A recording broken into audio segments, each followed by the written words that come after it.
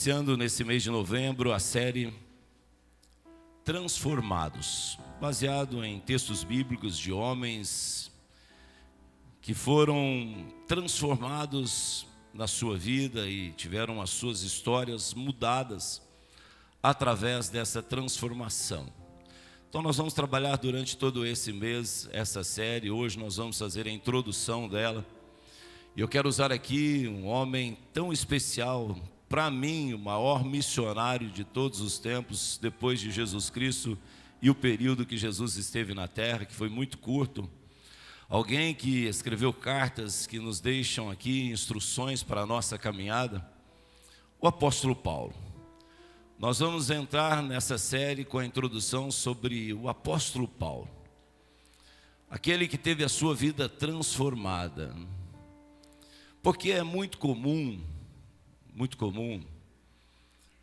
nós seres humanos pré-julgarmos, intitularmos e selarmos alguns títulos. A gente olha para alguém e diz assim, pelo histórico dele, né, Samuel? Pelo que ele tem feito, a gente olha assim e diz, olha, essa pessoa aí é difícil, hein? Acho que não tem mais jeito. A gente dá logo um título para aquela pessoa, essa não tem mais jeito. É comum, né? A gente vê um jovem enveredando por alguns caminhos e a gente olha e diz, esse jovem não tem mais jeito. Já tentou de tudo, já ouve conselhos, já levaram ele para cá, para lá, mas não tem mais jeito. É natural, às vezes, a gente olhar para um casamento que está numa crise, e a crise, as pessoas dizem o que não querem dizer, fazem o que não querem fazer, isso é crise num casamento. E quando nós vamos aconselhar, nós sempre vamos dizer assim, olha, você está no ápice da crise, não dê ouvidos por aquilo que você está ouvindo e não fale tudo que você queira nesse momento, porque são armas que se querem usar para confrontar e atingir o outro. Mas tem pessoas que dizem assim, meu casamento não tem mais jeito, nós já tentamos de tudo, eu já fiz de tudo, já passei por cima de tanta coisa e não tem mais jeito. São títulos. E quem de nós não traz na sua trajetória algumas marcas? Quem de nós? Eu trago na minha história marcas. Todos nós, até porque a Bíblia diz que nós nascemos gerados em pecado e estávamos destituídos da glória de Deus. Isso é uma marca. Estar destituído da glória de Deus, que é uma marca maior do que essa. E todos nós, a partir do nosso nascimento, nós nascemos com essa marca. Então trazemos isso para a nossa história. Então, é natural que nós todos tenhamos uma história de transformação, e eu quero crer nisso. Que a história de Paulo também é a minha história, é a sua história, é a história de todos nós. Cada um temos aqui uma história. Se eu perguntar para o João Paulo, ele tem a sua história, para o Samuel, se eu perguntar para o João Carlos, se eu perguntar para o Jeremias, todo mundo aqui tem uma história, e nós poderíamos introduzir essa série com a história de cada um de nós. Porque todos nós, se não passamos pelo processo da transformação, ainda temos que passar. Graças a Deus que ainda estamos vivos e temos ainda a oportunidade de passarmos pelo processo da transformação.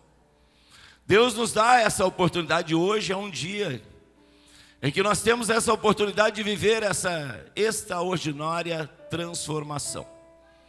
E eu quero que você abra a sua Bíblia em Romanos capítulo 1, versículo 16. Eu quero ler apenas esse versículo. Romanos capítulo 1, versículo 16, uma das cartas do apóstolo Paulo.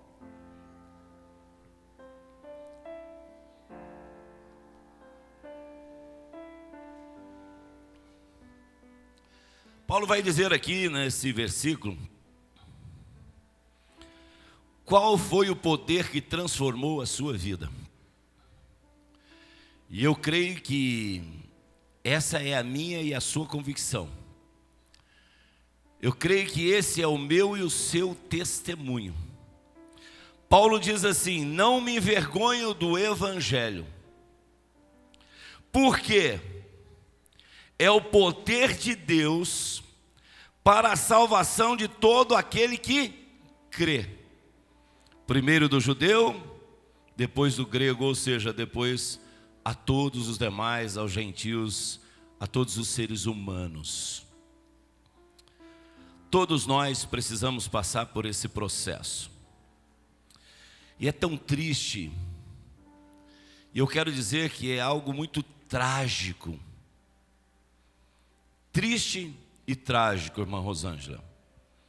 Quando nós dizemos que somos cristãos, e isso eu não estou falando de denominação, eu não estou falando de placa de igreja, eu estou falando de cristianismo, de evangelho. E é tão triste alguém dizer que é conhecedor desse evangelho que transforma vidas, que tem poder, e continuar na mesma história de vida. Passando tempos e tempos, anos e anos, talvez sentado no banco de uma igreja, participando de departamentos, às vezes até de liderança, mas infelizmente, tragicamente, não teve a sua vida transformada. Por quê? Porque continua vivendo nos velhos costumes, continua vivendo nos velhos hábitos, continua sentindo as mesmas dores do mundo, continua vivendo as mesmas frustrações da vida, continua vivendo a mesma vida minguada de outrora, continua incrédulo aquilo que o evangelho com esse poder pode fazer na vida. E aí é natural a gente conversar com as pessoas que não tiveram essa transformação, mas vivem uma religiosidade, achando que conhecem a Cristo e que tiveram a transformação da vida. E aí a gente percebe que a vida é enfadada, cansada, e há um desânimo. Por quê? Porque não viveu a transformação. E aí continua na mesma rotina de vida, praticando os mesmos atos, falando da mesma maneira, agindo do mesmo jeito. E aí é lógico que não há o que possa te segurar. E aí pula daqui para lá, de lá para cá. Por quê? Porque ainda não sentiu a verdadeira transformação que o poder de Jesus Cristo faz na vida da pessoa. Porque quando ela tem, Daiane, uma verdadeira transformação, ela fala diferente, ela age diferente, ela tem pensamentos diferentes, ela tem uma vida diferente, ela entende o que Jesus veio fazer nesse mundo. Ele diz: eu vim para que tenham vida e a tenham em abundância. Então começa a viver essa vida abundante, começa a crer no impossível do que Deus pode fazer. A sua vida não é de lamentação nem de murmuração, mas é de gratidão e adoração, porque houve uma transformação na vida. E aí nós vamos entender que o João Carlos disse aqui, de Paulo escrevendo em uma das suas cartas, e no momento trágico da vida dele, preso, sabendo que ia morrer, e Paulo vai dizer assim: olha, tudo que eu tinha eu entendo como esterco, diante da grandeza da glória que há de ser revelada, daquilo que eu tive conhecimento agora, daquilo que Deus me mostrou, tudo aquilo ficou no passado. E nós vamos entender quando ele diz na sua segunda carta aos Coríntios, capítulo 5, versículo 17: eis que faço nova todas as coisas velhas ficam para trás, e agora eu começo a viver em novidade de vida. Esse é o Paulo que escreveu como testemunho para si mesmo: eu não me envergonho do evangelho, porque é o poder de Deus para a transformação das vidas. Paulo não está dizendo da vida do Pedro, do João, ele está dizendo da sua própria vida, olhar para si mesmo. Por isso que no momento em que nós vamos cear, na sua carta aos Coríntios, capítulo 11, a partir do versículo 23, Paulo vai dizer: examina-se a si mesmo, e então coma do pão e beba do cálice que representa o sangue de Cristo. Por quê? Porque quando nós olhamos para nós mesmos, nós vamos dizer realmente: aleluia, eu passei por uma transformação pelo poder do evangelho de Jesus Cristo. Eu sou realmente uma nova pessoa, eu sou realmente uma nova criatura. As coisas velhas ficaram para trás. Não, eu não faço mais o que eu fazia, eu não falo mais como eu falava, eu não trato as pessoas mais como eu tratava, os meus negócios não são como da outrora. Agora eu faço diferente, eu estou agindo diferente. Olhando para dentro de mim, agora eu tenho paz. Por porque há uma presença gloriosa do Senhor e da transformação que Ele produz na minha vida a cada dia que eu estou vivendo. Essa é a história do apóstolo Paulo. E é tão trágico quando a pessoa não consegue viver isso, irmã Sônia. Vive ainda na sua velha natureza, dizendo: eu fui transformado, quando não conheceu esse poder glorioso que muda vidas e muda a história. Paulo é um exemplo disso. O apóstolo Paulo. Quem foi o apóstolo Paulo? O apóstolo Paulo era um homem de dupla cidadania. Ainda Saulo, ele estudou, e acredito, pelo que eu já estudei, entre as 3 maiores universidades de toda a história. Foi lá que Paulo estudou. Ele aprendeu aos pés de Gamaliel, o grande mestre da época. Ele entendia, ele conhecia. Paulo era de uma família influente, dupla cidadania. Paulo era de cidadania romana e hebreu por natureza. Paulo era bilíngue, falava outras línguas. Paulo era alguém que as pessoas respeitavam. Era um homem com autoridade. Inclusive, no dia que ele teve essa transformação, ele estava carregando em mãos um documento que lhe dava o direito de prender aqueles que estavam pelo caminho, ou seja, os cristãos, não o caminho físico, que estavam no caminho, aqueles que se consideravam no caminho, porque Jesus diz: eu sou o caminho, a verdade e a vida, ninguém vem ao Pai a não ser por mim. Aqueles que estavam nesse caminho, Jesus, que professavam essa fé em Jesus, não é pelo caminho, mas aqueles que diziam estar nesse caminho da verdade e da vida, que conduz ao Pai. E ele tinha autoridade para prender, se necessário, matar. Porque se olharmos em Atos dos Apóstolos, capítulo 7, temos a história do grande diácono Estevão, alguém que ajudava, cuidava, mas também pregava e anunciava o evangelho de Jesus Cristo. E o que aconteceu? Ele incomodava. Estevão estava incomodando os religiosos. E então conspiraram contra ele. A Bíblia diz lá em Atos capítulo 7 que apedrejaram ele até a morte. E quando Estevão estava morto, o grande diácono, pegaram as suas roupas e depositaram aos pés de quem? De Paulo. Esse é o Paulo que agora em Romanos capítulo 1, no versículo 16 vai dizer: eu não me envergonho do evangelho, porque agora eu tenho o conhecimento que ele é o poder de Deus para a salvação. A minha vida foi transformada. Esse é o apóstolo Paulo. E eu quero convidá-los agora a abrir Atos dos Apóstolos, capítulo 9, e mantenha a Bíblia aberta agora. A gente vai passar por alguns versículos e entender de que maneira isso aconteceu na vida do apóstolo Paulo. De que maneira Paulo pôde viver essa transformação. Porque cada um de nós aqui, temos a nossa história. Todos nós temos. E a história de Paulo começa Atos capítulo 9, versículos 1 e 2. Enquanto isso, Saulo ainda respirava ameaças de morte contra os discípulos do Senhor. Dirigindo-se ao sumo sacerdote, pediu-lhes cartas para as sinagogas de Damasco, de maneira que, caso encontrasse ali homens ou mulheres que pertencessem ao caminho, pudessem levá-los presos para Jerusalém. Paulo sai com esse propósito.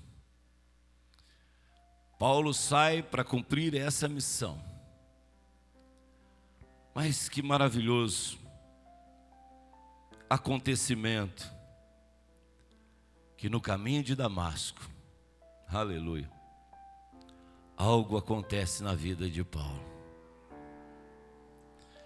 Existe um louvor que a gente canta, os mais novos vão lembrar disso, aqueles que têm 40, 45, 50 vão lembrar disso. Foi numa segunda-feira que ele me encontrou, né? Cadê a Mônica? Está com o microfone aí, Mônica? Pega o microfone para você me ajudar. Outros, foi numa terça-feira. Esse você não precisa cantar não, viu, Mônica? Outros vão dizer que foi numa quarta-feira. Outros numa quinta, numa sexta. Outros eu não sei o dia, mas ele me encontrou. Um dia, ele nos encontrou. Eu não sei de que maneira você estava. Eu não sei de que maneira você está hoje. Talvez hoje seja o dia do seu encontro. Talvez Ele proporcionou você estar aqui para que você tenha um encontro com Ele. Talvez a sua vida seja sem alegria, sem paz. Uma vida tão pequena perto da grandeza que Ele tem para você. Talvez você tenha entrado aqui ou esteja nos acompanhando pelas redes sociais, dizendo: a minha vida não tem sentido, não tem valor, não vale a pena continuar vivendo, para que viver desse jeito? Aí o Senhor nos proporcionou esse tempo para a gente se encontrar. E nesse encontro falar dele, porque Ele deseja ter um encontro com você. Paulo foi achado por Jesus. Olha o que diz agora em Atos capítulo 9, versículos 3 ao 5. Como aconteceu esse encontro? O que esse encontro proporcionou na vida de Paulo? Olha o que diz aqui em Atos capítulo 9, versículo 3 ao 5. Eu estou falando de Bíblia. Eu estou falando de verdade, de palavra que liberta, de palavra que transforma, de palavra que é o Evangelho de Jesus Cristo. Eu não estou falando de Magdiel, eu não estou falando de denominação, eu estou falando da palavra de Deus, porque é ela que vai transformar cada um de nós. E olha o que diz aqui: em sua viagem, quando ele saiu levando documentos para prender aqueles que estavam no caminho, em sua viagem, quando se aproximava de Damasco, de repente, brilhou ao seu redor uma luz vinda do céu, aleluia. Da onde veio essa luz? Veio do céu. Não veio de um líder, não veio de uma placa denominacional, essa luz veio do céu. Aleluia. Jesus disse: eu sou a luz do mundo, quem me segue jamais andará em trevas. E Ele vai mais além, e Ele me coloca nessa condição, e você também. Ele diz: vós sois a luz do mundo, aleluia. Ele fez com que eu e você nos tornássemos luz, porque dele emana essa luz que reflete em mim e reflete em você. Essa mesma luz que clareou para Paulo, um dia clareou para a minha vida e para a sua vida, e ela resplandeceu de tal forma que ela hoje me faz e te faz também viver essa luz. Isso é tremendo. Quando a gente começa a entender essa palavra gloriosa do que Jesus Cristo faz na minha vida e na sua vida, a transformação que isso produz, de trevas agora somos luz. Não por uma luz própria, mas uma luz que emana dele em mim e em você. Isso é tremendo. Porque essa luz não tem fim. Essa luz é eterna. Ela brilhou na minha vida e na sua vida para ser eterna. E Paulo entendeu isso quando ele escreve também em Filipenses: o meu viver agora é Cristo, e o morrer é ganho, porque essa luz brilhou para a vida dele, para conduzi-lo para a eternidade. Essa luz não tem fim. Que transformação linda que a gente teve. Éramos trevas, somos agora luz, jamais andaremos em trevas. Que gostoso é poder ver o rosto de cada um de vocês, essas luzes que estão acesas, nos proporciona essa oportunidade. Aquele que está em Cristo é luz, e essa luz é sempre acesa, jamais andará em trevas. Dá um apagão aí, as pessoas desesperam. Escuridão. Nós somos a uma cidade lá da Bahia que não tem luz nos postes. É tudo apagado. Por quê? Para não prejudicar os corais. Porque a iluminação prejudica. Então chega às 5 horas da tarde, se apagam todas as luzes. Só existem luzes dentro das casas. Para não prejudicar os corais, né, Débora? Então é todo escuro. São aquelas luzes apenas que tem em casa. E é tão difícil a gente andar no escuro. Que esquisito que é. Mas quando a luz acende, você pisa com segurança, você consegue ver a beleza das coisas, consegue contemplar tudo, porque a luz resplandeceu. E essa luz no caminho de Damasco resplandeceu na vida de Paulo. Ele caiu por terra, e eu ouvi uma voz que lhe dizia: Saulo, Saulo, por que você me persegue? Saulo perguntou: quem és tu, Senhor?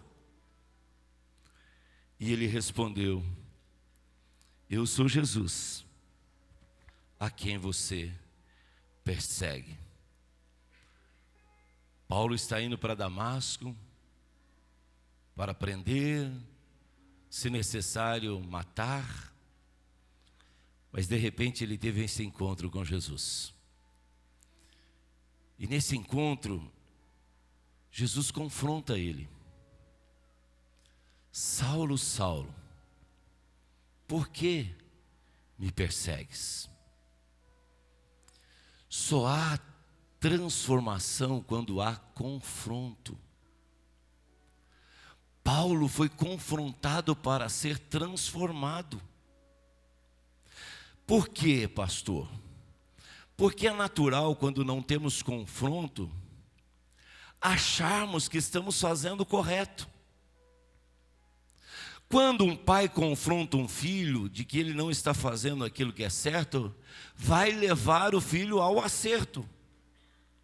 Se o pai não confronta, o que vai acontecer com aquele filho? Vai continuar na prática do erro. Por quê? Porque ele acha que aquilo é correto. Paulo, quando saiu para ir para Damasco, ele não achou que estava errado. Ele tinha documentos, ele defendia a sua religião, a sua crença, a sua convicção, era fariseu, era doutor da lei. Paulo achou que estava indo fazer o que era necessário. Há um povo que está se levantando e esse povo pode atrapalhar, pode iludir pessoas, pode confundir pessoas. E pela religião que eu defendo, e por aquilo que acho estar certo, eu vou persegui-los. Mas lá no caminho de Damasco, aleluia, Jesus se manifesta para ele e diz: Paulo, por que você me persegue? Jesus está confrontando ele. Eu tenho certeza que eu e você que fomos transformados, também fomos confrontados. Mas de que maneira, pastor? Pela palavra do Senhor. É a palavra que de Gênesis a Apocalipse, quando lemos, refletimos, entendemos, quando o Espírito Santo ilumina aquilo que já está revelado, eu e você somos confrontados. E quando somos confrontados, nós começamos a olhar e ver que aquilo que fazíamos era errado, e eu preciso mudar o percurso da minha vida, eu preciso mudar as minhas atitudes. Quando há um confronto, há uma transformação. É o que aconteceu na vida de Paulo. A palavra de Deus me confronta todo dia, para me aperfeiçoar cada vez mais e me santificar. É um processo diário que pela palavra sou confrontado para viver hoje melhor do que ontem. Se houver um amanhã na minha vida, tem que ser melhor do que hoje. Transformação, tem que haver confronto. Como somos confrontados? Pela palavra de Deus. Eu não sou confrontado por um regimento interno de uma denominação. Eu sou confrontado pela palavra viva e eficaz, verdadeira. Ela é lâmpada para os meus pés e é luz para o meu caminho. É ela que me conduz ao caminho que Jesus já preparou para mim traçar, para chegar até o Pai. Outra coisa que aconteceu aqui com Paulo, agora do versículo 6 ao 9, porque ele caiu, foi interrompido o percurso. Paulo agora está no chão.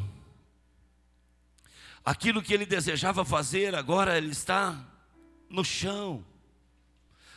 A palavra o confrontou. Então aquilo que ele tinha como propósito agora cai por terra. É interrompido aquilo que ele achava que deveria fazer. Jesus o coloca parado. E agora, a partir do versículo 6 ao 9, o que acontece com ele?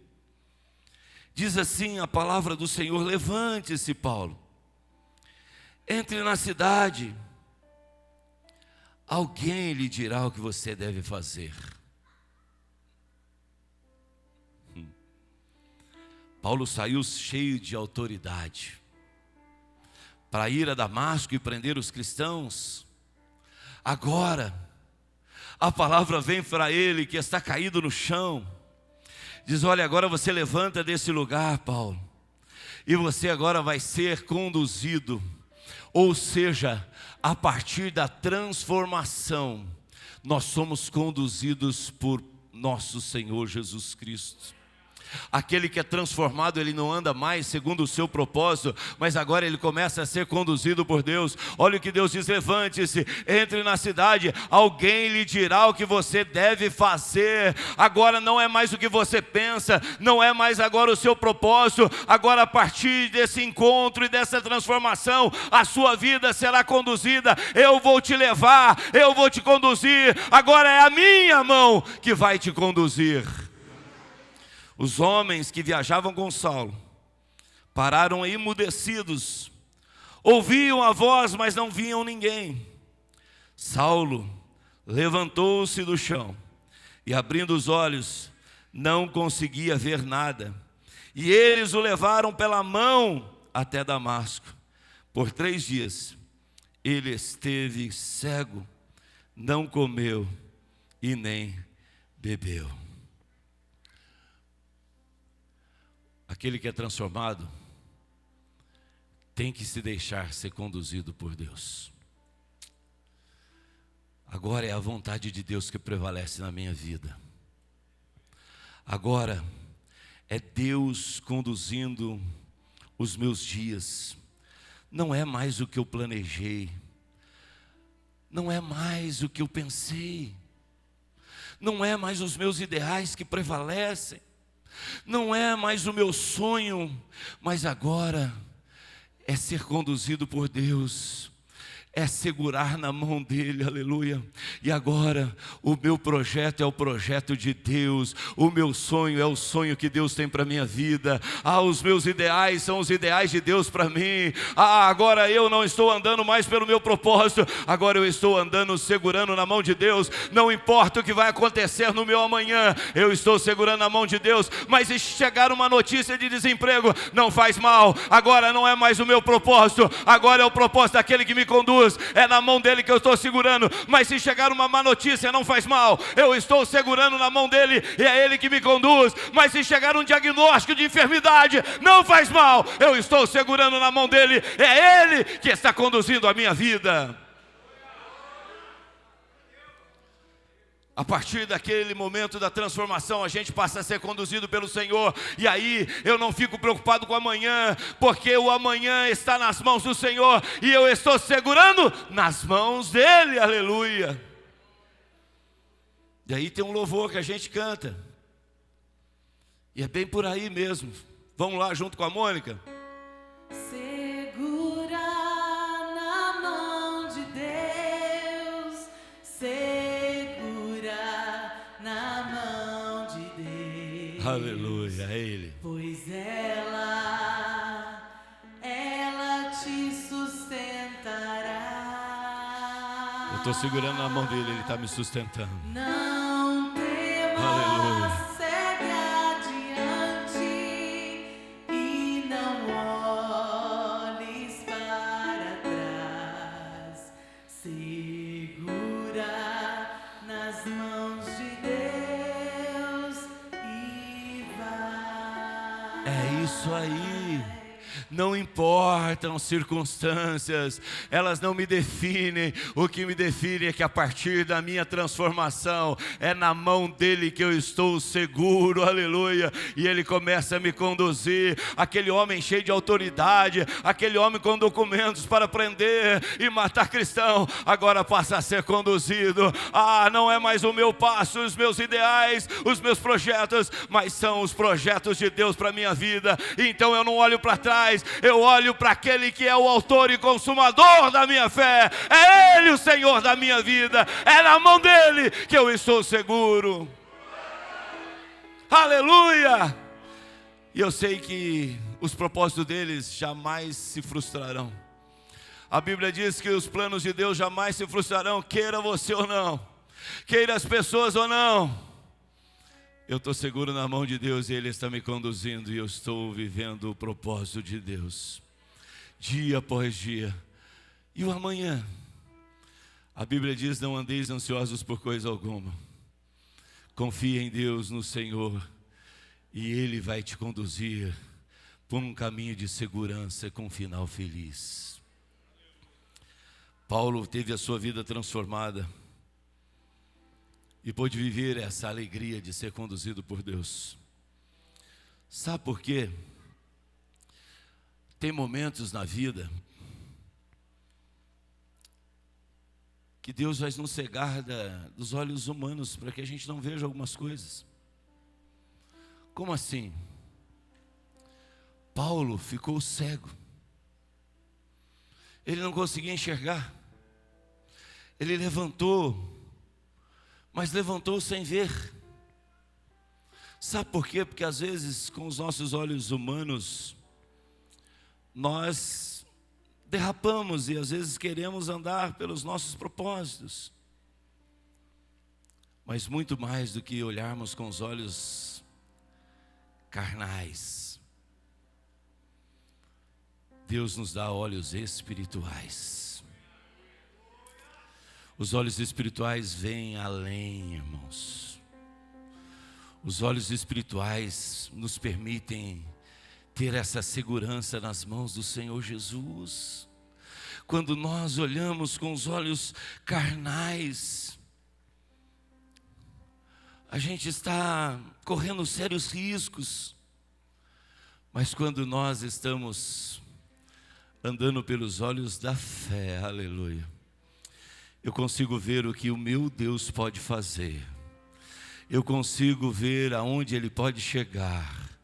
Eu consigo entender que para Ele todas as coisas são possíveis.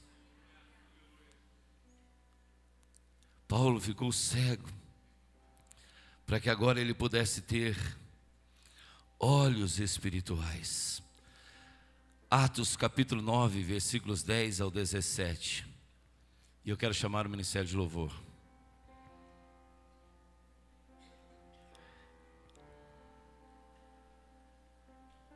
Em Damasco, havia um discípulo chamado Ananias. O Senhor o chamou numa visão. Ananias. Eis-me aqui, Senhor, respondeu ele. O Senhor lhe disse: Ananias, vá à casa de Judas, na rua chamada direita, e pergunte por um homem chamado Saulo. Ele está orando. Numa visão, ele viu um homem chamado Ananias chegar, impor-lhe as mãos para que voltasse a ver. Os olhos de Paulo carnal estavam cegos, mas o olho espiritual agora estava enxergando. E Deus diz para Ananias: vai lá, porque Paulo já te viu chegar lá. Ele já te viu chegar lá. Ele viu você impor as mãos sobre ele para que ele possa voltar a ver. Irmãos, isso é tremendo.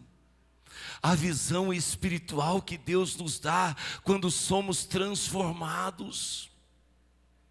A gente consegue ver o que os olhos humanos não conseguem enxergar. Isso vai além, isso é tremendo, isso é glorioso, isso é poderoso. E às vezes a gente fica tão pequeno, achando que está tão difícil. Nessa noite o Senhor está abrindo aqui olhos espirituais, para que você veja além do que os seus olhos humanos possam ver. E a fé é isso, é você enxergar com os olhos humanos fechados aquilo que Deus pode fazer na sua vida. Aleluia.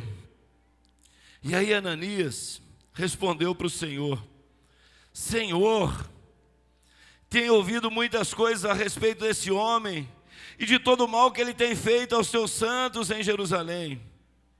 E ele chegou aqui com a autorização dos chefes, dos sacerdotes, para prender todos os que invocam teu nome.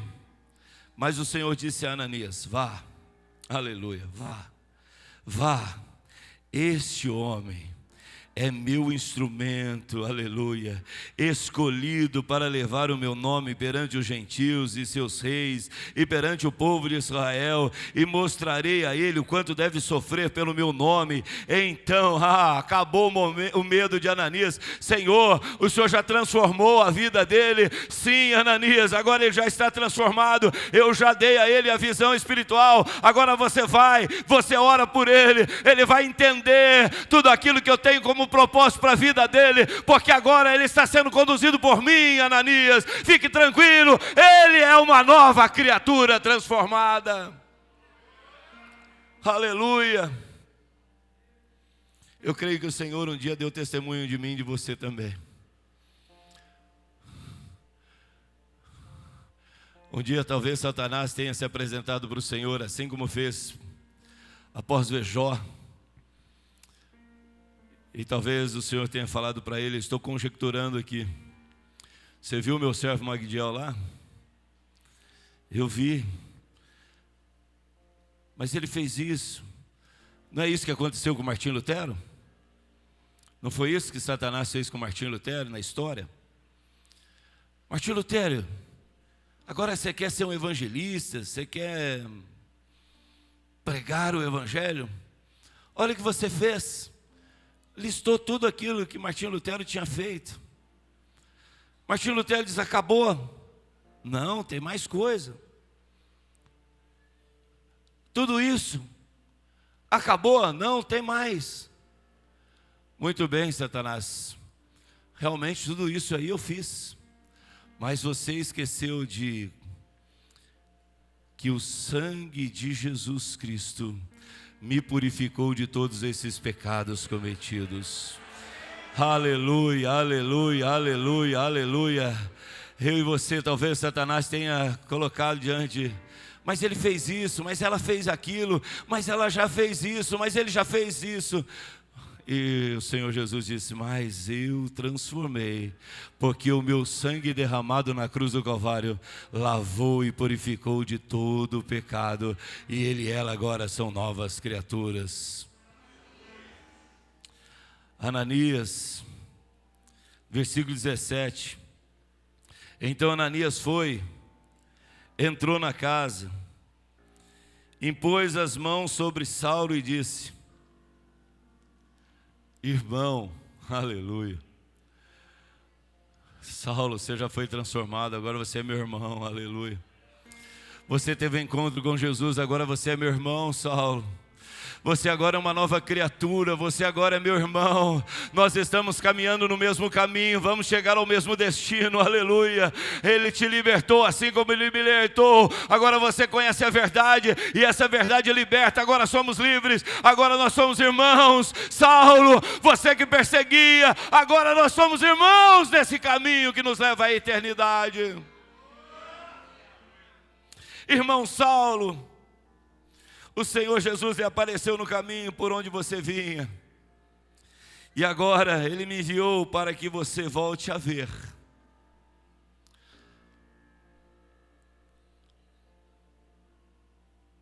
Ananias coloca a mão sobre Paulo e diz: agora você vai voltar a ver.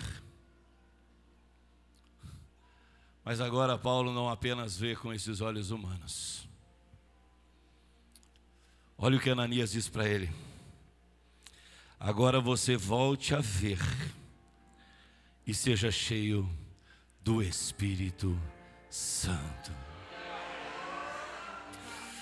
Eu quero repetir, agora você vai ver, mas você vai ver cheio do Espírito Santo.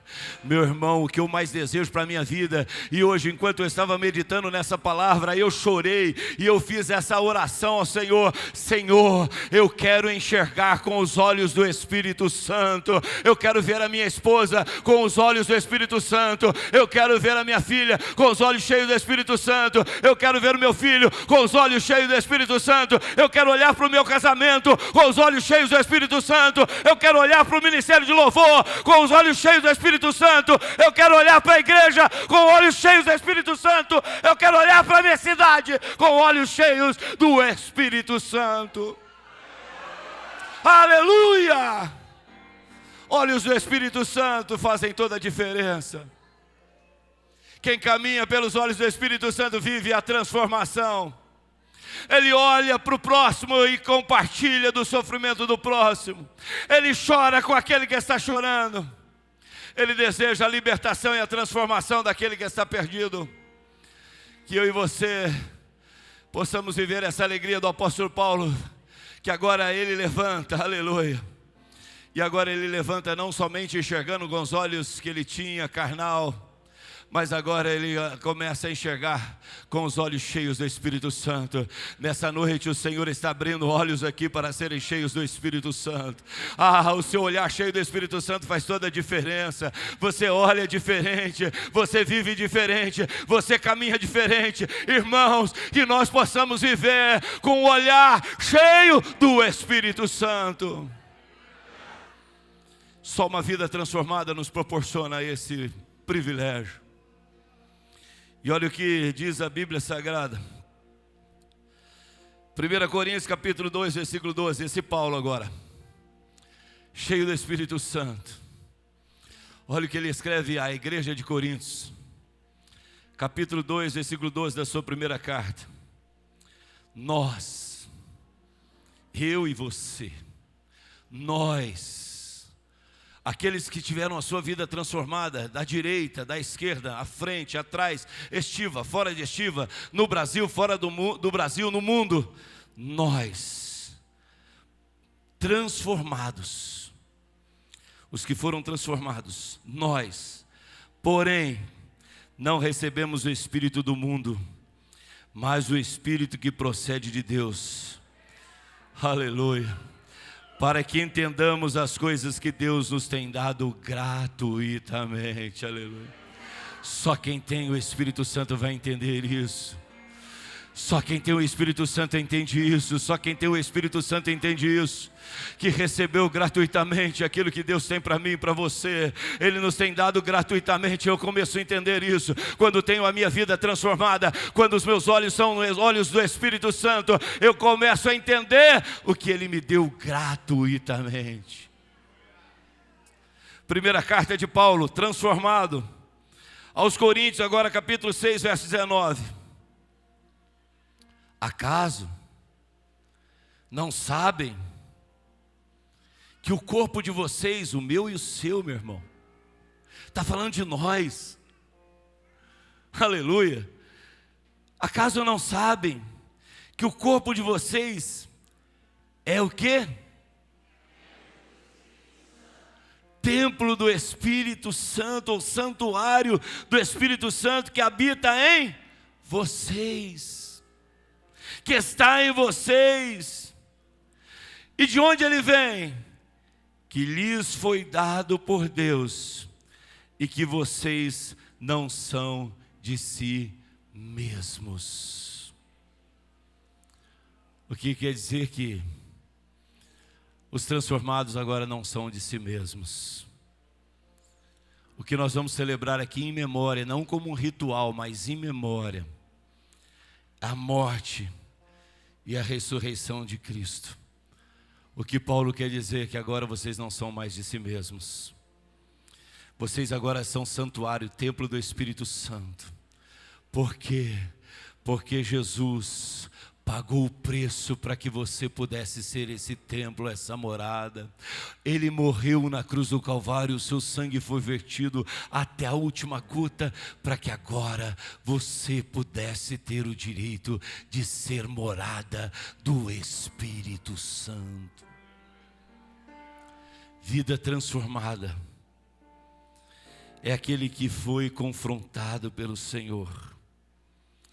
É aquele que é conduzido pelo Senhor, e é aquele que é cheio do Espírito Santo de Deus.